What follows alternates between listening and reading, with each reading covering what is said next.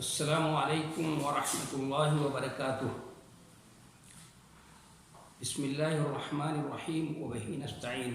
محترم دینی بھائیوں اور بہنوں اور عزیز طالبات، ہم شروع سے حدیث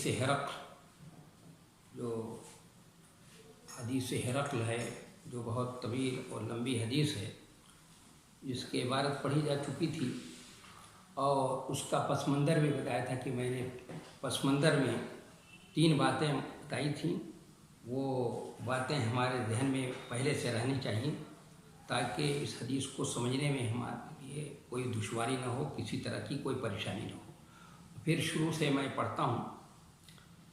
کہ بہی قال حدثنا ابو الیمان الحکم بن نافع، کہ امام بخاری رحمۃ اللہ علیہ نے فرمایا کہ ہم سے ابو الیمان حکم ابن نافع رحمۃ اللہ علیہ نے بیان کیا۔ قال اخبرنا شعیب، کہتے ہیں ہمیں شعیب نے خبر دی، ان زہری، انہوں نے زہری ابن شہاب زہری کے طریق سے بیان کیا۔ قال اخبرنی عبید اللہ، ہم زہری کہتے ہیں مجھے عبید اللہ ابن عبداللہ ابن عتبہ ابن مسعود نے بیان کیا۔ کیا بیان کیا کہ ان عبداللہ ابن عباس اخبرہ، کہ عبداللہ ابن عباس نے ان کو بتایا، کیا بتایا کہ ان ابا سفیان ابن حرب اخبرہ، کہ ابو سفیان ابن حرب نے ان کو بتایا تھا کہ ان ہرقل ارسل الیہ فی رکب من قریش، بتایا تھا میں نے کہ رکب جو ہے یہ راکب کی جمع ہے، قافلے کے معنی میں استعمال ہوتا ہے یہ لفظ، اور یہ قافلہ قریش کا قافلہ جو تجارتی قافلہ تھا، یہ ملک شام میں تجارت کی غرض سے گیا ہوا تھا۔ کتنے لوگ تھے بات بتا دی تھی، کچھ لوگ کہتے ہیں کہ 30، اور کچھ لوگوں کی رائے یہ ہے کہ 20 تھے وہ، لیکن زیادہ صحیح بات یہ ہے کہ وہ 30 تھے، اور مکہ مکرمہ کے ہر گھر کا سامان وہ لے کر گئے تھے وہاں سے بیچنے، چونکہ مکہ منڈی تھا، وہاں سے مکے سے سامان لے کر جاتے تھے، وہاں بیچتے تھے، پھر وہاں سے سامان لاتے تھے مکے کے اندر بیچتے تھے، اس طرح ڈبل تجارت ہوتی تھی۔ تو ان ہرقل ارسل الیہ فی رکب من قریش، کہ ہرقل نے ان کو قریش کے قافلے کے ساتھ بلوا بھیجا۔ وکانوا تجارا یا تجارا بالشام فی المدۃ التي كان رسول اللہ صلی اللہ علیہ وسلم ماد فیہا ابا سفیان و کفار قریش، وکانوا تجارا بالشام، اور یہ قافلہ ملک شام میں تجارت کی غرض سے موجود تھا وہاں پر۔ یہ واقعہ اس وقت کا ہے، اس وقت کے نبی صلی اللہ علیہ وسلم نے ابو سفیان اور کفار قریش سے ایک مدت کے لیے صلح کرنی تھی، یعنی صلح حدیبیہ کا زمانہ ہے۔ فَأَتَوْهُ وَهُمْ بِإِيلِيَا، تو یہ ابو سفیان اپنے ساتھیوں کے ساتھ ان کے پاس آئے، تو یہ سب ایلیا میں یعنی بیت المقدس کے اندر موجود تھے۔ فَدَعَاهُمْ فِي مَجْلِسِهِ، تو ہرقل نے ان کو اپنی مجلس میں بلایا۔ وَحَوْلَهُ عُظَمَاءُ الرُّومِ، اور اس کے ارد گرد روم کے بڑے بڑے لوگ بھی موجود تھے، روم کے سردار بھی موجود تھے۔ یہ ابو سفیان اور ان کے ساتھیوں کو بلایا ہے ہرقل نے، جو روم کا بادشاہ ہے، اس لیے کہ نبی علیہ الصلوۃ والسلام کا خط اس کے پاس پہنچ چکا ہے، اور حارث بن شمر غسانی نے اس کو اطلاع دے دی ہے کہ میرے پاس ایسا اور ایسا خط آیا ہے، اور ایک عرب کے ایک شخص کا، اور وہ اپنی کو نبی ہونے کا دعویٰ کرتے ہیں۔ تو اب ضرورت ہوئی کہ اس کی تحقیق کی جائے کہ اگر صحیح معنوں میں وہ نبی ہے، نبی برحق ہیں،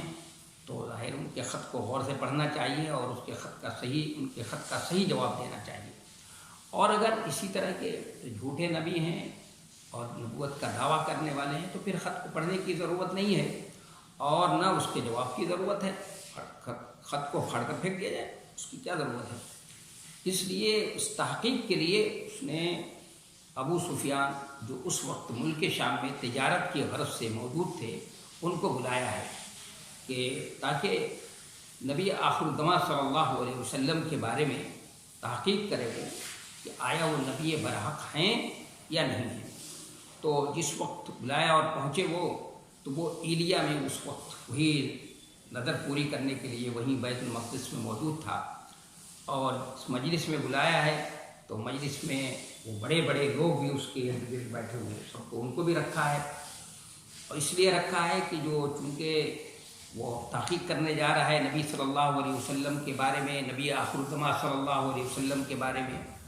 تو اس لیے عقل مند ہے، پڑھا لکھا انسان ہے، دور اندیش ہے، سمجھتا ہے کہ جو میں تحقیق کروں گا میں ان لوگوں کے سامنے بھی بات ہونا چاہیے، سردار بھی، روم کے سردار اور بڑے بڑے لوگ بھی رہیں، تاکہ وہ بھی سنیں اور دیکھیں اور وہ بھی سمجھنے کی کوشش کریں۔ ہو سکتا ہے وہ بھی میں جس بات کو سمجھوں وہ بھی سمجھ جائیں، تو پھر بعد کا مرحلہ جو ہے آسان ہو جائے گا۔ اس لیے اس نے روم کے بڑے بڑے لوگوں کو بھی وہ اپنے قرب جوار میں، اپنے آس پاس میں بیٹھا رکھا تھا۔ ثم دعاہم ودعا ترجمانہم، پھر اس نے ان کو بلایا اور اپنے ترجمان کو بھی بلایا۔ یہ مطلب نہیں ہے کہ وہ کہیں دور تھے یا ترجمان بھی دور تھے، ان کو بلایا گیا نہیں، یہ مقصد ہو سکتا ہے کیونکہ شاہی نظام ہے اور شاہی دربار کے کچھ آداب ہوتے ہیں، یعنی اب اس آداب کے حساب سے دور اس مجلس میں موجود تھے وہ، لیکن اب قریب بلایا ہے۔ ثم دعاہم، ان کو بھی قریب بلا لیا، ودعا ترجمان، وہ بھی مجلس کے اندر موجود تھے لیکن دور تھے، تو اب بتا دیا کہ آ جاؤ، قریب آ جاؤ، کوئی بات نہیں۔ فقال ایکم اقرب نسبا بهذا الرجل، اس نے سوال کے ہرقل نے کہا، یعنی اپنے ترجمان کے واسطے سے، چونکہ اس کی زبان عبرانی تھی اور ان لوگوں کی زبان عربی ہے، تو ترجمان کے واسطے سے پوچھا، اس نے سوال کیا، ایکم اقرب نسبا بهذا الرجل، کہ تم میں سے کون شخص جو ہے اس شخص سے جو الذی یدعو انہ نبی، جو اپنے کو نبی ہونے کا دعویٰ کرتا ہے، اس سے خاندانی اعتبار سے کون سب سے زیادہ قریب ہے؟ یہ پوچھا کہ تم میں کون سا شخص جو ہے اس شخص سے جو اپنے کو نبی ہونے کا دعویٰ کرتا ہے خاندانی اعتبار سے بہت زیادہ قریب ہے؟ یہ پہلا سوال کرتا ہے ان سے، ابھی آ کر پوچھتا ہے، بتاؤ تم اس پورے قافلے میں اس نبی سے جو اپنے کو نبی ہونے کا دعویٰ کرتا ہے اس سے خاندانی اعتبار سے کون زیادہ قریب ہے؟ یہ اس لیے پوچھ رہا ہے کیونکہ وہ نبی علیہ السلام کی ابھی تحقیق کرے گا تو آپ صلی اللہ علیہ وسلم کے خاندان کے بارے میں بھی سوال کرے گا، وہ آپ کے خاندان کے بارے میں بھی معلوم کرے گا، تو ظاہر ہے خاندان کے بارے میں کون زیادہ صحیح بتا سکتا ہے؟ وہی زیادہ صحیح بتائے گا جو خاندان کا شخص ہے، وہی خاندان کے بارے میں ساری باتیں بتا سکتا ہے اور پوری تفصیل بتا سکتا ہے۔ اور پھر دوسری بات یہ کہ خاندان کی بات ہوگی تو کوئی غلط بیانی سے کام نہیں لے گا، کوئی غلط بات نہیں کرے گا خاندان کے بارے میں، کیونکہ اس کے اپنے خاندان کی بات ہے، اور اگر خاندان کے بارے میں کوئی غلط بات کہے گا تو اس کے اثرات اس تک ہی صرف نہیں ہوں گے جس کے بارے میں وہ کہے گا، بلکہ اس کے اوپر بھی اس کے اثرات پڑیں گے۔ اس لیے اس نے یہ پوچھا، سوال کیا کہ بتاؤ پہلے تم میں سب سے زیادہ ان سے خاندانی اعتبار سے قریب کون ہے جو اپنے کو نبی ہونے کا دعویٰ کرے؟ فقال ابو سفیان فقلت انا اقربهم نسبا، تو چنانچہ ابو سفیان نے کہا کہ میں نے کہا کہ میں ان سے خاندانی اعتبار سے سب سے زیادہ قریب ہوں۔ اور صحیح بات ہے، اس پورے قافلے میں ابو سفیان جو بعد میں رضی اللہ عنہ ہوئے وہ سب سے زیادہ خاندانی اعتبار سے قریب تھے آپ سے، کیونکہ عبد مناف کے اوپر آگے چل کر عبد مناف کے اوپر حضرت نبی صلی اللہ علیہ وسلم سے ابو سفیان کا خاندان مل جاتا ہے عبد مناف کے اوپر، اس لیے انہوں نے کہا کہ میں ان سے خاندانی اعتبار سے بہت زیادہ قریب ہوں۔ فقال ادنوہ منی، تو ہرقل نے کہا ادنوہ منی، مجھ سے قریب کرو اس شخص کو،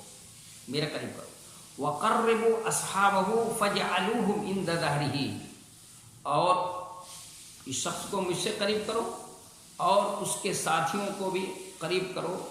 اور ان کو اس کے ان کے پیچھے رکھو، उसको पीछे बैठाओ। उससे कहा कि क़र्रिबू असहाबहु फ़जअलूहुम इंदा ज़हरी, उसके साथियों को भी करीब करो, इनके जो साथी हैं काफिले के उनको भी करीब करो और उनको इनके पीछे बैठाओ। बहुत ही होशियार है, कह रहा है इस शख्स को करीब लाओ, मेरे ये ख़ानदानी एतबार से करीब है, सबसे करीब बैठाओ इसको, और इसके जो साथी हैं इनको भी करीब करो, लेकिन इनको पीछे बैठाना, ये इनके आगे नहीं बैठेंगे या आमने सामने नहीं बैठेंगे। इसलिए कि अब कुछ नबी अलैहिस्सलातु वस्सलाम के बारे में सवाल करेगा और चाहता ये है कि ये जो जवाब दें बिल्कुल सही सही जवाब दें, उसमें ज़रा भी झूठ की आमेजिश ना हो, कोई मिलावट ना हो, कोई इस तरह की बात ना हो, कोई गलत बात ना कहें। तो इसलिए कि अगर सामने बैठे होंगे तो आँखों आँखों में इशारा हो जाएगा और कह देंगे भाई मैं थोड़ा गलत बयानी से काम ले रहा हूँ, तुम लोग खामोश रहना, यहाँ पर आँखों में इशारा हो सकता है या और भी हिकमतें हो सकती हैं। इसकी वजह से उसने कहा पीछे बैठाओ और उनको करीब करो। सुम्मा क़ाल लितर्जुमानी, फिर अपने तर्जुमान से कहा कुल लहुम इन्नी साइदुन हादा अन हादर रजुल, कि इनसे कहो, यानी अबू सुफियान के साथियों से कहो कि इन्नी साइदुन हादा,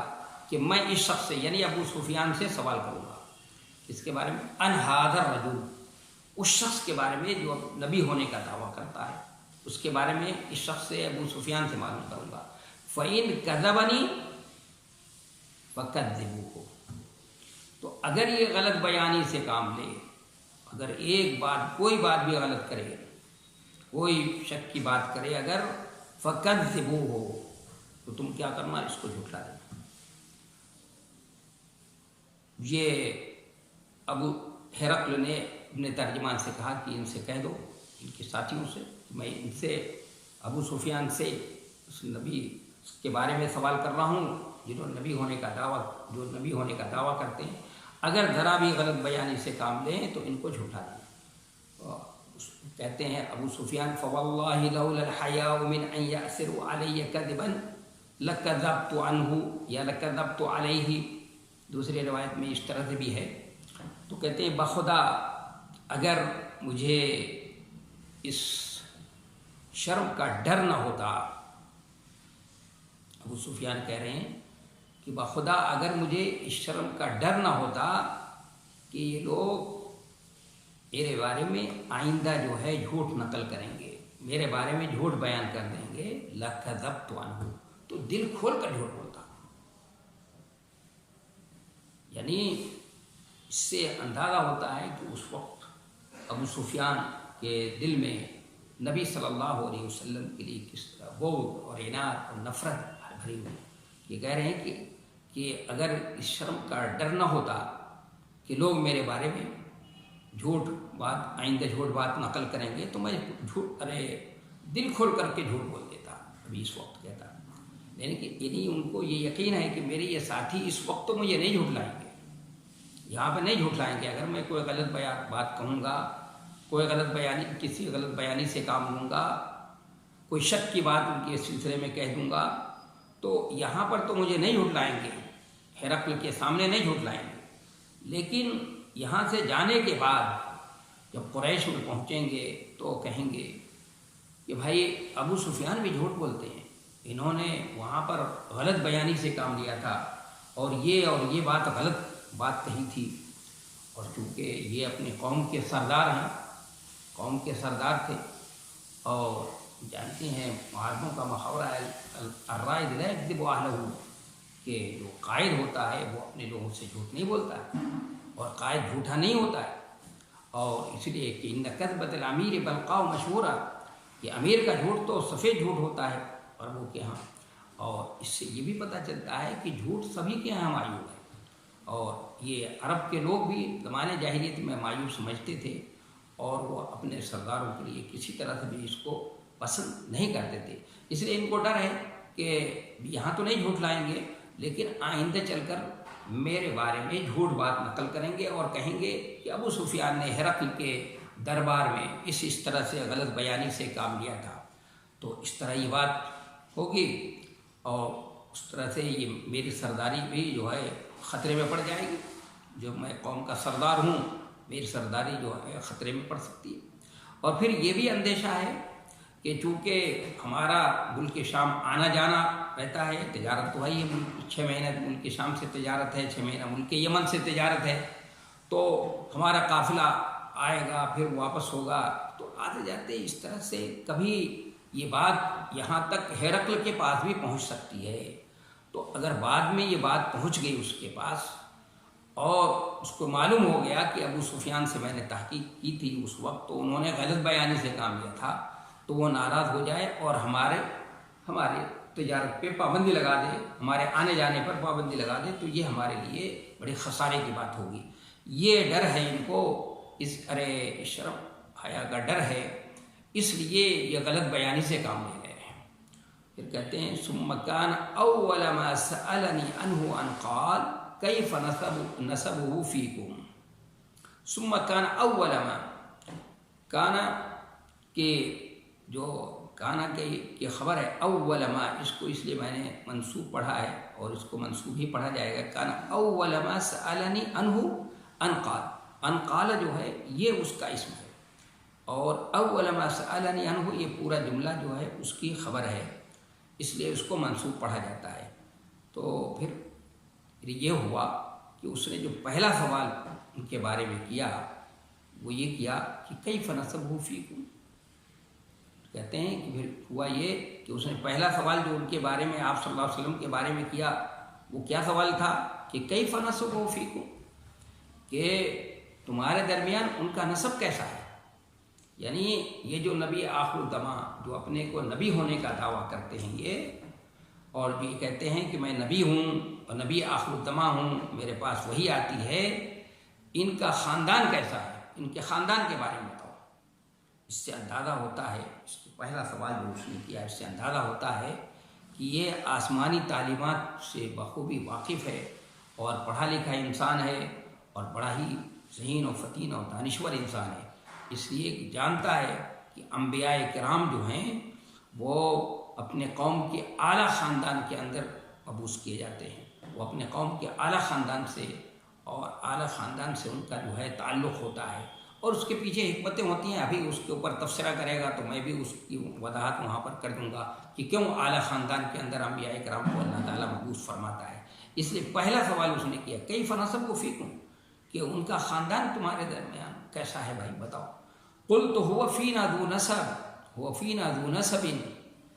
تنوین یا تعظیم کے لیے میں نے کہا کہ وہ ہمارے درمیان تو بڑے اعلیٰ خاندان کے ہیں بھائی، بہت ہی اعلیٰ خاندان کے ہیں۔ سب سے بڑی بات یہ کہ قریشی ہیں وہ، اور قریش میں بھی ہاشمی ہیں وہ، یعنی اس کو کہتے ہیں کریم، کہ ایک تو شریف قریش اور پھر قریش میں بھی ہاشمی خاندان سے تعلق ہے ان کا۔ وفینا ذو نسب، کہ وہ ہمارے درمیان بڑے اعلیٰ خاندان سے تعلق رکھتے ہیں۔ قال فهل قال هذا القول منكم احد قط قبله، پھر دوسرا سوال اس نے کیا، قال اس نے کہا فهل قال هذا القول منكم، کہ کیا تم میں سے کسی شخص نے کبھی بھی اس سے پہلے یہ دعویٰ کیا، اس طرح کا دعویٰ کیا ہے، یہ سوال بھی کرتا ہے۔ دوسرا سوال، ہر سوال اس کا جو ہے اس کی ذہانت پہ اور اس کی باریک بینی پہ اور اس کے علمی لیاقت پہ جو ہے وہ دال ہے اور کا پتہ دیتا ہے، ہر سوال اس کی علمی لیاقت کا پتہ دیتا ہے۔ قال فهل قال هذا القول منكم احد قط قبله، کہ کیا تم میں سے کسی شخص نے کبھی بھی اس سے پہلے اس طرح کا دعویٰ کیا ہے، یعنی جو انہوں نے ابھی نبی ہونے کا دعویٰ کیا ہے، تو کیا اس سے پہلے بھی کچھ لوگ نبوت کا دعویٰ کر چکے ہیں تمہارے یہاں؟ یہ سوال بھی اس لیے کرتا ہے، ابھی اس پر تبصرہ کرے گا وہ، کہ اگر اس طرح کی بات ہوتی کہ اگر کوئی اس طرح کا دعویٰ کیا ہوتا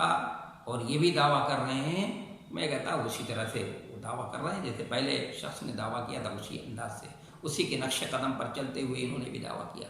تو ابو سفیان کہہ رہے ہیں قلت لا، میں نے کہا نہیں ہمارے یہاں کسی نے اس طرح کا ابھی تک دعویٰ نہیں۔ قال فهل كان من آبائه من ملک، یہ بھی سوال اس کی دور اندیشی اور اس کی ذہانت اور فطانت پہ دلالت کرتا ہے اور پتہ چلتا ہے کہ بڑا پڑھا لکھا انسان ہے۔ قال فهل كان من آبائه من ملک، कि क्या उनके आबा व अजदाद में कोई बादशाह भी गुजरा है? कुल्तु ला, मैंने कहा नहीं। ये सवाल भी करता है और इस पर अभी तबसरा भी करेगा, वो बताएगा। क़ाल फ़अशराफ़ुन नास इत्तबऊहु अम दुअफ़ाउहुम, ये सवाल के चौथा कि फ़अशराफ़ुन नास इत्तबऊ, कि क्या शरीफ लोग उनकी पैरवी कर रहे हैं, अम दुअफ़ाउहुम, या कमज़ोर लोग उनकी पैरवी कर रहे हैं। ये सवाल भी उसका ज़हानत पे दलालत करता है, ज़हानत पे उसके पढ़े लिखे होने पर, कि आसमानी तालीमात से बखूबी वाकिफ़ है, अम्बिया की तारीख़ से वाकिफ़ है ये, और अभी इस पर जो आलिमाना और बहुत ही हकीमाना अंदाज में जो तबसरा करेगा, वो तबसरा जो है उसका सही मानों में पढ़ने का है और उस पर फिर तबसरा होगा। तो कुल तो मैंने कहा, सुफियान कहते हैं, मैंने कहा बल तो अफ़ाउहुम, कि बल्कि कमज़ोर लोग, उनकी कमज़ोर लोग जो हैं वो उनकी पैरवी करते हैं। सवाल ये है यहाँ पर कि जिस वक्त अबू सुफियान जो बाद में रज़ियल्लाहु अन्हु हुए हैं, वो उनसे अबू हिरक़्ल ने पूछा है कि कमज़ोर लोग उनके, शरीफ लोग उनकी पैरवी कर रहे हैं या कमज़ोर लोग कर रहे हैं? तो इन्होंने जवाब में कहा कि कमज़ोर लोग पैरवी कर रहे हैं। उस पर तबसरा करेगा, वो बताएगा अभी आगे। तो इन्होंने जो अभी उसने सवाल किया था कि शरीफ लोग पैरवी करते हैं या कमज़ोर लोग, तो उन्होंने कहा कमज़ोर लोग। तो कमज़ोर लोग तो नबी सल्लल्लाहु अलैहि वसल्लम के मानने वाले सिर्फ नहीं थे, उसमें आप सल्लल्लाहु अलैहि वसल्लम के मानने वाले तो बहुत शरीफ लोग भी थे। हज़रत अबू बकर सिद्दीक़ भी हैं, उमर फ़ारूक भी हैं, उस्मान गनी भी हैं, और इस तरह के बहुत से लोग थे। हाँ, अक्सरियत जो है, ये बात है कि अक्सरियत जो है कमज़ोर लोगों की थी, बिलाल हबशी जैसे लोगों की, सुहैब रूमी जैसे लोगों की, सलमान फारसी, इस तरह के लोगों की, इस तरह के लोगों की अक्सरियत थी, लेकिन शरीफ लोग भी मौजूद थे। तो ये जो जवाब दिया है कि कमज़ोर लोग ही सिर्फ उनकी पैरवी कर रहे हैं, कमज़ोर लोग पैरवी कर रहे हैं, तो उसका जवाब ये है, हो सकता है पहला जवाब तो ये दिया जाएगा, और ये भी जवाब अपनी जगह पर माकूल है कि उसने जो ये पूछा था कि शरीफ लोग उनकी पैरवी करते हैं या कमज़ोर लोग, तो अशराफ से मुराद उसकी नज़र में वो मुतकब्बिर नखवत वाले, नक चढ़े होते हैं, जो किसी की बात को गौर से नहीं सुनते हैं, नाक पर रख कर उड़ा देते हैं और गौर से बात नहीं सुनते, तो उससे मुतकब्बिरीन मुराद हैं। तो जाहिर है, तो मुतकब्बिरीन तो आपके पैरवी करने वाले नहीं थे, वो लोग थे जो जिनके अंदर तवादु थी, मस्कनत थी, जिनके दिलों के अंदर नरमी थी, तवादु थी। ऐसे लोग जो हैं वो ईमान लाने वाले थे आप सल्लल्लाहु अलैहि वसल्लम पर। तो शराफ से मुराद अगर हमने मुतकब्बिरीन ले लिया तो यहाँ पर अबू सुफियान का जवाब भी सही है, नहीं जवाब। फिर दूसरी तवजी उसकी ये की जा सकती है कि सही बात है कि नबी अलैहिस्सलातु वस्सलाम पर ईमान लाने वाले शरीफ लोग भी थे, अबू बकर सिद्दीक़, उमर फ़ारूक, उस्मान गनी और जैसे भी बहुत से लोग थे, लेकिन अक्सरियत जो है वो कमज़ोर लोगों की थी। तो उस एतबार से अबू सुफियान ने कहा कमज़ोर लोग जो हैं उनके पर ईमान ले आ रहे हैं, और उधर जो ईमान नहीं लाने वाले जो लोग थे उनमें अक्सरियत जो है वो शरीफों की थी, ईमान न लाने वालों में अक्सरियत जो है शरीफों की थी, और कमज़ोर लोग जो थे वो ज़्यादातर तो ईमान ही ले आए थे। तो इसलिए इस एतबार से, इस पहलू से अबू सुफियान ने ये कहा बल दुअफ़ाहुम, के कमज़ोर ही लोग जो है ईमान लाते हैं। इस पर अभी वो तबसरा करेगा तो उस वक्त बात तफसील से आएगी। क़ाल अयज़ीदून अम यनक़ुसून, ये भी पूछता है, ये भी उसकी ज़हानत और उसके इल्म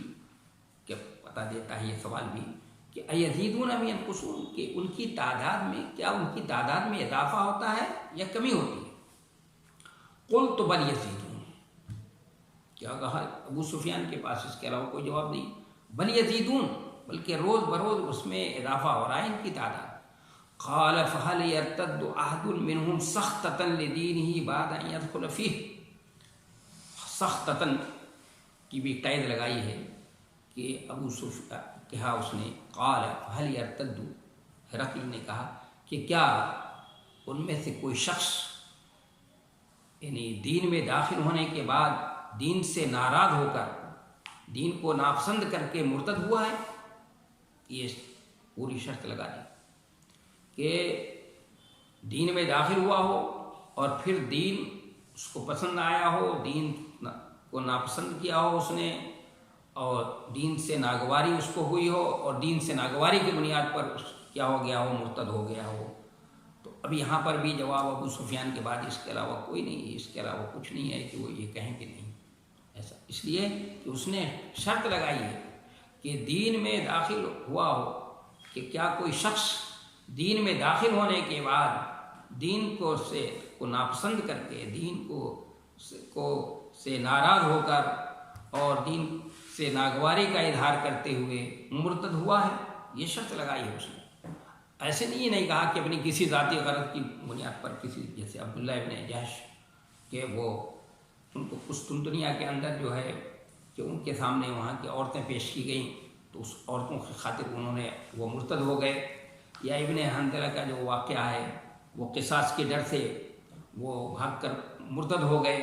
پھر جناب نبی کریم صلی اللہ علیہ وسلم نے فتح مکہ کے موقع پر ان کو قتل کروایا تھا آپ صلی اللہ علیہ وسلم نے، تو وہ قصاص کے ڈر سے بھاگے تھے، وہ مرتد ہوئے تھے اور وہ عورتوں کی وجہ سے مرتد ہوئے تھے. کوئی ایسا نہیں ہوا ہے کہ دین کو ناپسند کیا ہو اس نے اور وہ دین اس کو سمجھ میں نہیں آیا ہو اور دین کی تعلیمات اس کو اچھی نہ لگی ہوں اور اس کی وجہ سے دین میں داخل ہونے کے بعد وہ مرتد ہو گیا ہو. ایسا کبھی نہیں ہوا، ایسا نہیں ہوا تھا. اس لیے ابو سفیان کیا کہتے ہیں، قلت لا، میں نے کہا نہیں. قال فهل كنتم تتهمونه بالكذب قبل ان يقول ما قال. یہ اس کے ذہانت اور صحیح معنوں میں اس کی دقت نظر اور بالغ نظری کا پتہ چلتا ہے کہ سوال کا انداز جو ہے بہت ہی اچھوتا انداز اپناتا ہے. فهل كنتم تتهمونه، اتہام کی بات کرتا ہے، یہ نہیں کہہ رہا فهل كنتم تكذبونه نہیں کہہ رہا ہے، بلکہ کہتا ہے فهل كنتم تتهمونه بالكذب قبل ان يقول ما قال،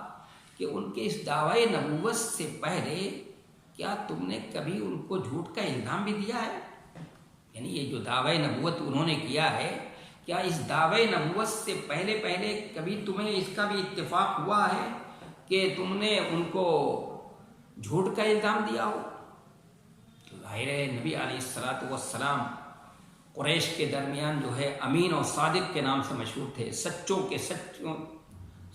سچے تھے آپ، سچوں میں سب سے زیادہ سچے تھے اور سچوں کے سچے جو ہے نام سے مشہور ہیں آپ، اور آپ کو تو اسی لقب سے پکارا جاتا تھا. تو جھوٹ کا الزام تو کبھی کوئی سوال ہی نہیں. جھوٹ لانا تو دور کی بات ہے، جھوٹ کا الزام دینا بھی کبھی اس کی نوبت بھی نہیں آئی قریش کو کبھی بھی آج تک. اس لیے فوراً ابو سفیان نے کہا قلت لا، میں نے کہا نہیں بھائی وہ تو ہمارے درمیان امین و صادق کے نام سے مشہور ہے. فقال هل يقدر، تو اس نے کہا کیا وہ عہد شکنی کرتے ہیں، بے وفائی کرتے ہیں؟ قلت لا، میں نے کہا نہیں وہ بے وفائی بھی نہیں کرتے ہیں، عہد شکنی بھی نہیں کرتے ہیں. وَنَحْنُ مِنْهُ فِي مُدَّةٍ لَا نَدْرِي مَا هُوَ فَاعِلٌ فِيهَا، اور ہم نے ایک مدت کے لیے ان سے صلح کی ہے. لا ندری ما هو فاعل فيها، مجھے نہیں معلوم کہ وہ اس میں کیا کریں گے. یہاں پر وہ اپنی بات کہہ گئے، لیکن چونکہ مستقبل کے بارے میں ہے اس لیے شک کی بات کہی ہے انہوں، اس لیے اس پہ کوئی گرفت نہیں ہو سکتی.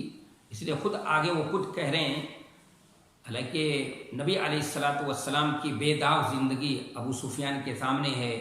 ابو سفیان خود سمجھ رہے ہیں کہ نبی علیہ السلام جو ہے بے وفائی نہیں کر سکتے، عہد شکنی نہیں کر سکتے، عہد کو توڑ نہیں سکتے. یہ خود توڑ سکتے ہیں لیکن نبی علیہ السلام نہیں توڑ سکتے. لیکن چونکہ اس تلاش میں تھے کہ کوئی موقع ملے، کوئی موقع ہاتھ آ جائے اور میں کوئی بات کہہ دوں، اس لیے کہتے ہیں قال ظلمتم کنی کلمۃ ادخل فیہا شیئا غیر هذه الکلمہ، کہتے ہیں کہ مجھے صرف ان باتوں میں، ان ساری باتوں میں اس بات کے علاوہ کوئی اور بات کہنے کا، ملانے کا جو ہے داخل کرنے کا موقع نہیں مل سکا. کہتے ہیں کہ صرف اتنی گفتگو میں مجھے اس بات کے علاوہ کوئی اور بات داخل کرنے کا موقع نہ مل سکا تھا. تو اس نے پھر اس کے بعد یہ سوال کیا قال فهل قاتلتموه، کہ کیا تم نے ان سے جنگ بھی کی ہے، جنگ کی ہے. یعنی اس میں بھی سوال کا صیغہ جو ہے جیسے وہاں پر کنتم تکذبونہ نہیں کہتا بلکہ کیا کہتا ہے فهل کنتم تتهمونہ بالکذب، اس انداز سے پوچھتا ہے. یہاں پر بھی فہل قاتلتموہ، اس سے اس کو معلوم ہوتا ہے کہ اس کو انبیاء کی تاریخ معلوم ہے کہ انبیاء کرام جو ہے کسی پر اس طرح سے اقدامی حملہ نہیں کرتے ہیں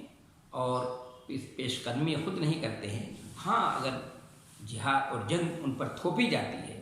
تو وہ دفاعی جنگ لڑتے ہیں. اس لیے اس نے کہا فَهَلْ قَاتَلْتُمُ کہ کیا تم نے ان سے جنگ کی. یہ نہیں کہتا کہ حل قاتلکم کہ کیا انہوں نے تم سے جنگ کی ہے، ایسے نہیں کہہ رہا ہے، بلکہ کہتا ہے کیا تم نے ان سے جنگ کی ہے. یعنی کیونکہ نبی ہوں گے اور نبی برحق ہوں گے تو وہ خود نہیں جنگ کریں گے، وہ اقدامی عمل نہیں کریں گے، وہ تم سے جنگ کرنے کے لیے جو نہیں آئیں گے، بلکہ خود تم جو ہے ان کے اوپر جنگ تھوپو گے تو وہ اس کے لیے وہ اپنی دفاع کے لیے تم سے جنگ لڑیں گے. قلت نعم، میں نے کہا ہاں کہ ہم نے ان سے جنگ کی ہے. قال فکیف کان قتالکم ایاہ کہ بتاؤ اس جنگ کا کیف کان قتالکم ایاہ تمہارا ان سے جو تمہاری جو ان سے جنگ ہوئی ہے، تمہاری جو ان سے لڑائی ہوئی ہے اس کا رزلٹ کیسا رہا، اس کا رزلٹ معلوم کر رہا ہے. قلت الحرب بیننا وبینہ سجال ینال منا وننال منہ. تو میں نے جواب میں کہا کہ ہمارے اور ان کے درمیان جو ہے وہ جنگ برابر ہے. ینال منا انہوں نے کبھی ہم سے لیا، وننال منہ اور ہم نے ان سے لے لیا. تو یہ جملہ جو ہے ابھی یہ تفصیل طلب ہے اور اس پر اعتراض بھی لوگوں نے کہ اس ترکیب پر لوگوں کا اعتراض بھی ہے. تو انشاءاللہ وقت ہو چکا ہے، اب کل جو ہے انشاءاللہ یہی سے بات شروع ہوگی. وما توفیقی